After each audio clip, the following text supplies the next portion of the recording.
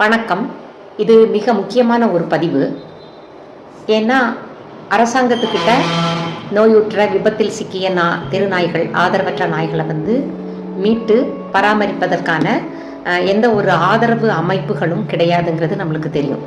So இப்படிப்பட்ட சூழ்நிலையில் நிறைய விலங்குதள செயல்பாட்டாளர்கள் அந்த நாய்களை அவங்களே எடுத்து மருத்துவ சிகிச்சை கொடுத்து தெருவில் விட முடியாத நிறைய நாய்களை அவங்கக்கிட்ட வச்சு பராமரிச்சுட்டு வராங்க. ஒரு சில குட்டிகள் கூட அவங்க எடுத்து தத்து கொடுக்குறாங்க.